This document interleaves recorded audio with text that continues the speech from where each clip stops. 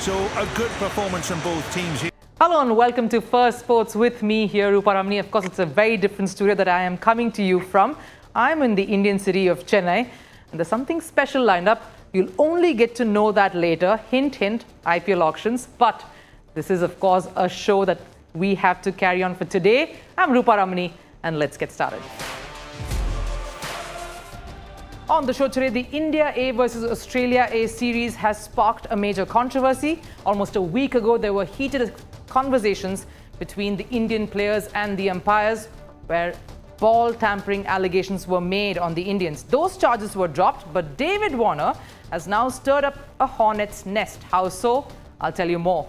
Meanwhile, Israel's fans were attacked in Netherlands. The matter has escalated, with Prime Minister Netanyahu stepping in, with more such incidents occurring in Europe. Is Israel football getting more and more isolated and players under threat?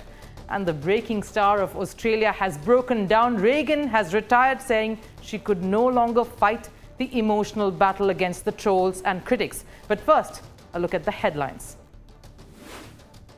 Starting with cricket, Pakistan fight back in the second ODI of the three-match series to win the match by 9 wickets. The visitors put Australia to bat first. Haris Rauf picked 5 wickets and bundled out the Aussies for 163. In response, Pakistan chased down the target with 24 overs to spare. The series is now level at 1-1. Continuing with cricket, West Indies pacer Alzarri Joseph has been suspended for 2 matches. He stormed out of the field due to a verbal disagreement with his captain Shai Hope. The drama unfolded during West Indies' match, the ODI decider against England. Despite West Indies winning the series 2-1, coach Darren Sammy and West Indies Cricket Board found Joseph's behaviour unacceptable. Moving to football, Manchester United beat Greek club PAOK FC 2-0 in a Europa League fixture. Midfielder Amad Diallo scored both the goals for the English side as the Greek club failed to go past United's defence. This is United's first win in any European competition in more than a year. Over in tennis and the WTA finals, defending champion Iga Swiatek has been eliminated from the season-ending championships. This after world number 3 Coco Gauff lost out to Barbora Krejcikova. Swiatek's qualification depended on Gauff winning her final match. Swiatek failed to finish in the top 2 of her group. And summing it up with news from Formula 1. Formula 1 drivers have urged sports governing body, the FIA, to treat them like adults. This after Max Verstappen and Charles Leclerc were punished for using foul language. The Grand Prix Drivers Association have also demanded transparency from FIA regarding the usage of money that they've acquired from penalties. The drivers feel that amount should be used for the betterment of the sport instead. The incident I'm speaking about occurred some days ago, but the matter has clearly not died down. In fact, it could snowball into another dramatic episode that will set up the India versus Australia cricket series that's scheduled to take place later this month perfectly for us all. The India A team is already there. In fact, the second unofficial test is underway between the two A teams, India and Australia, in Melbourne. But I'm going to draw your attention to one particular incident that happened during the first unofficial test. India A was accused of ball tampering. Now, it's a serious offence, but there has been no consequences thereafter. The latest is that the broadcaster Fox has released a clip that has the conversations between the umpires and the Indian players, particularly Ishan Kishan, which has stirred up the pot once again. Let's go back a little bit and tell you what exactly happened. Now, a week earlier, India A and Australia A were engaged in a test. It was the final day of the match. Controversy erupted when the umpires decided to change the overnight ball because of scratch marks on it. And the umpire in question, Craig Sean, insinuated that the marks were made by the Indian players. This led to a bit of a showdown in the center of the pitch. Indian team, led by Ishan Kishan, protested the ball change and, of course, denied all allegations that the ball had been tampered with. Umpire Sean and Ishan exchanged some words there, and the conversation was heated. The umpire alleged that the Indian team had tampered with the ball, and that's why the ball had to be changed. Ishan Kishan reacted, and the umpires warned him that this could be showing dissent. The broadcaster released that video and we have the exchange. Ishan calling the move stupid earned him a reprimand from the umpire. So there were two charges here that the umpires were alleging and they made. One is Ishan Kishan showing dissent to their decision, and India, of course, the larger, more significant, grave charge, India tampering the ball. So in that case, since one of these allegations is serious, what should have ideally happened?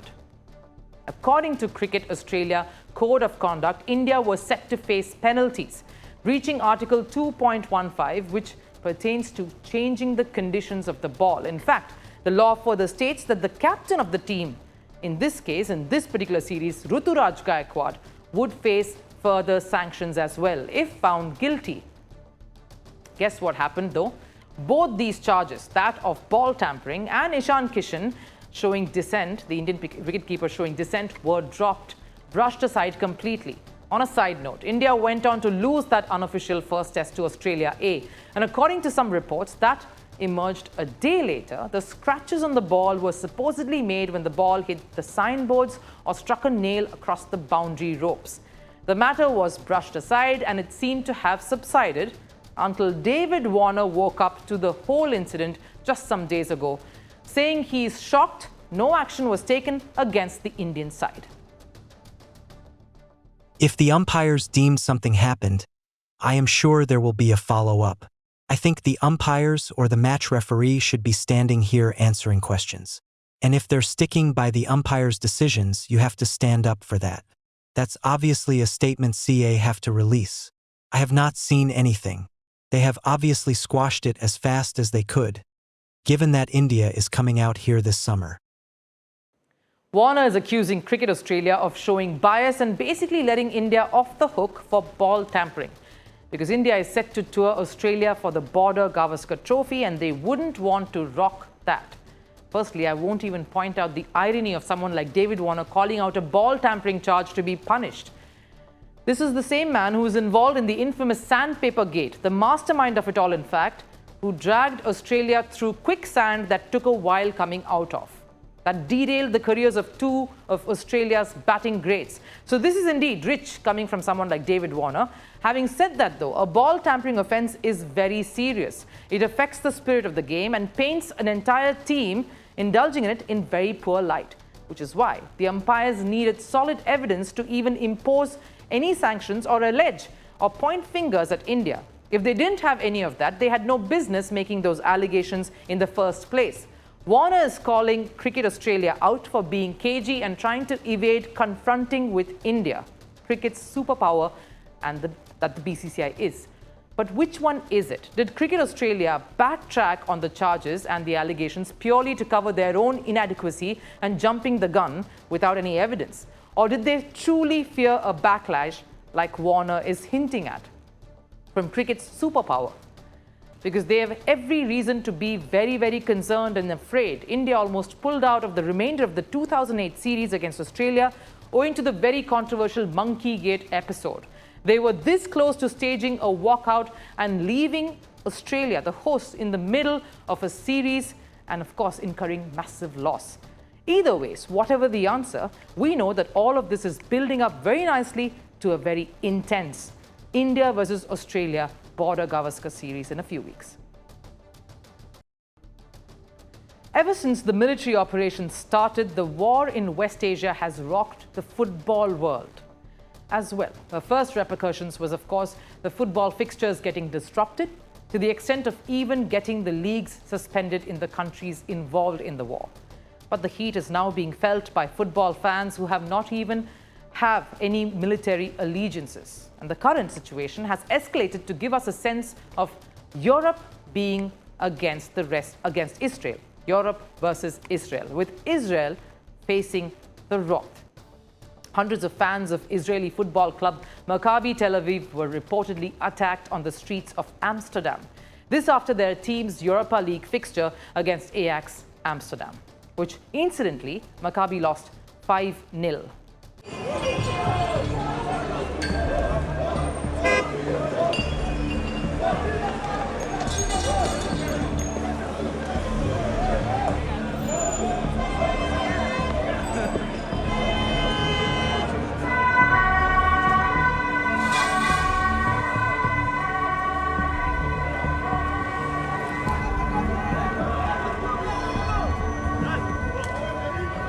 Given the crazy altercation, the Dutch police should have responded earlier, but fans who were present during the attack claimed the police arrived late.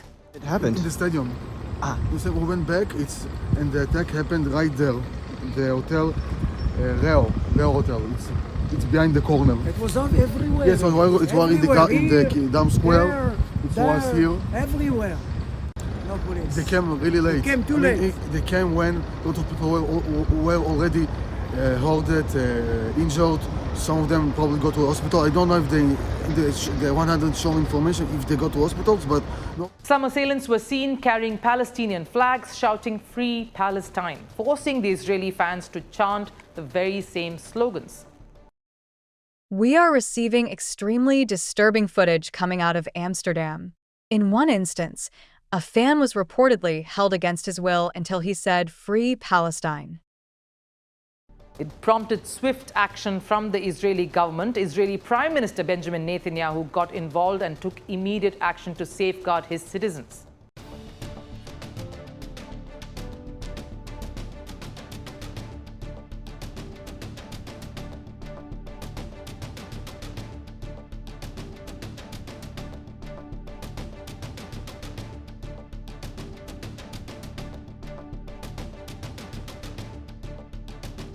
Following Israel's action, even the Dutch Prime Minister Dick Schoof denounced the attack, calling it unacceptable.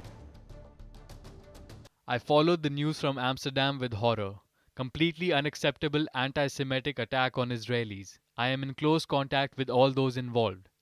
Just now, in a call with Netanyahu, I emphasized that the perpetrators will be tracked down and prosecuted. It is now quiet in the capital. Around 10 fans have been injured, and reports claim that passports of some of the fans also have been stolen. Israel has confirmed that they have lost contact with two of their fans. And given the threat looming large over the Israelis, their government has advised its citizens in the Netherlands not to step out of their homes but stay in the hotels. This incident has prompted several reactions from within the Israeli government, who are demanding the Dutch counterparts to provide security and act fast. At this very moment in Amsterdam, Jews are being attacked at multiple locations with brutal force. It's a pogrom in action. I call upon the Dutch authorities, the Amsterdam authorities, to act immediately to prevent further injury and to prevent the loss of lives.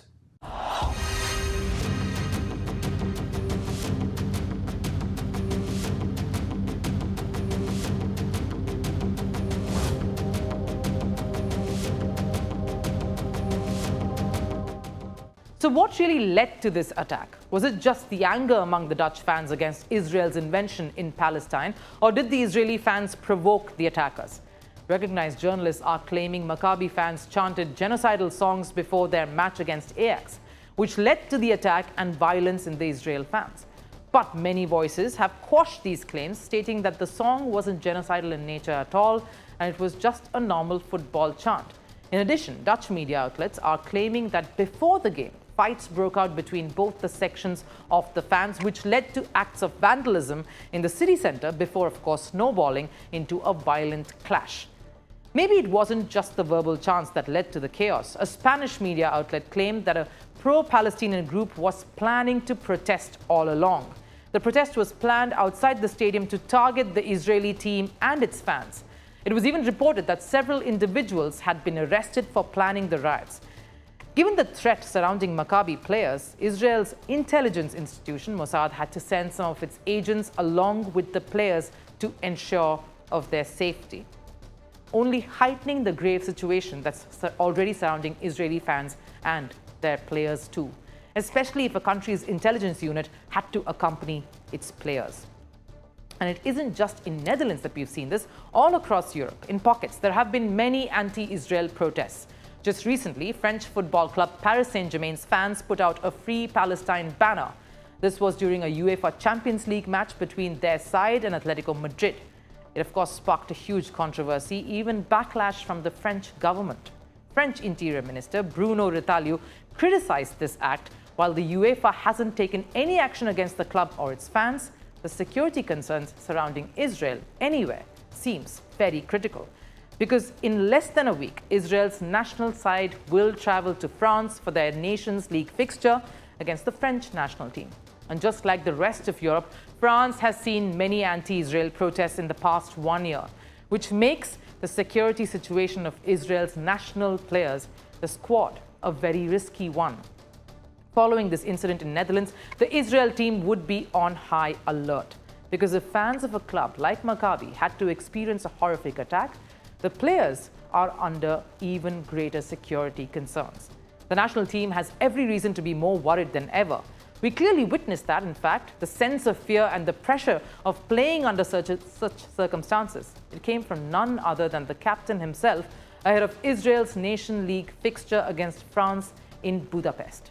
I don't think you can realize how the situation is difficult when soldiers defend our borders, kill for our country some hostages that we hope so much that will come back soon.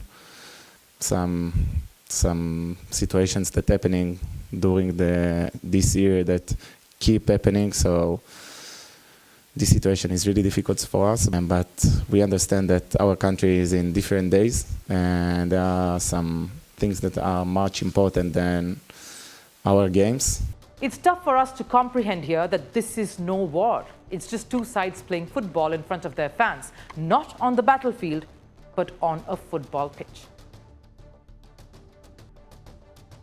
Australia's viral Olympic sensation and breaker, Rachel Gunn, famously known as Reagan, has decided to retire. Reagan's decision comes in the aftermath of massive trolling post her Paris Olympics campaign. Now, while Reagan tried staying strong despite all the jibes that she's faced, the accusations of rigging her Olympic spot made the situation far worse for the Australian. An emotional Reagan has said she wanted to continue competing, but feels difficult to fight the emotional battle.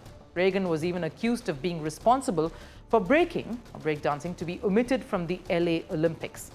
Was the internet too harsh? Did they fail to see the person behind this whole episode?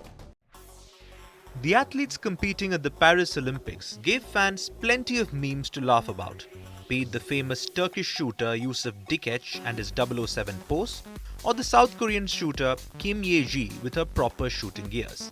And while these athletes were hailed for their approach towards the game, viral Australian breaker Reagan was mocked, trolled and even accused of rigging her Olympic spot, the extent of which has forced the Australian to retire from the sport.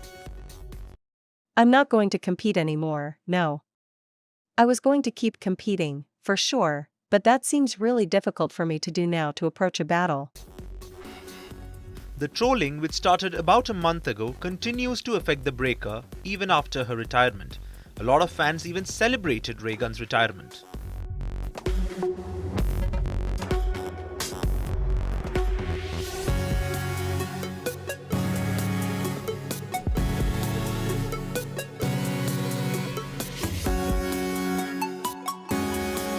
While many may see the funny side of it, the intense trolling has impacted Reagan emotionally, because she wasn't just mocked for her performance at the Paris Games, she was targeted and accused of rigging her Olympic spot.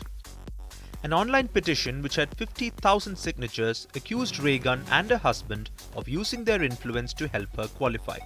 The petition was later taken down and Australia's Olympic Committee even defended Reagan, saying that she had qualified on merit. But by then, the doubt had already been cast. Following the petition, Reagan was further accused of wasting taxpayers' money. And the criticism wasn't just restricted to Australia. Fans worldwide targeted Reagan by blaming her for breaking his omission from the Los Angeles Olympics. All these accusations led to Reagan losing the spirit to fight the battles on and off the mat. It's still impossible to process. The conspiracy theories were totally wild. And it was really upsetting because I felt like I just didn't have any control over how people saw me or who I was, who my partner was, my story. I still dance and I still break, but that's like, in my living room with my partner. There has been some good news coming in for Reagan though. Her performance was described by singer Adele midway through a concert in Munich. Adele said Reagan's performance was her favorite thing that happened at the Olympics. Reagan featured in a magazine and is currently part of an online promotion. But are these achievements enough for her? The level of scrutiny that's going to be there, and people will be filming it, and it will go online, and it's just not going to mean the same thing. It's not going to be the same experience because of everything that's at stake. Clearly, the breaker who introduced the kangaroo move at the world stage has lost the ambition to hop onto the world stage again. Maybe the troll army failed to understand that behind these accusations is a breaker who competed at the Paris Games. Her dance form may not have been an appealing one for every fan, or even something too many understand, but it still was special to her. Time for Last Serve. Today we bring you the story of Zhu Jingkun, China's first solo sailor to embark on a non-stop sailing around the world race. To think that he wasn't even destined for sailing after losing his one arm at the age of 12. Take a look.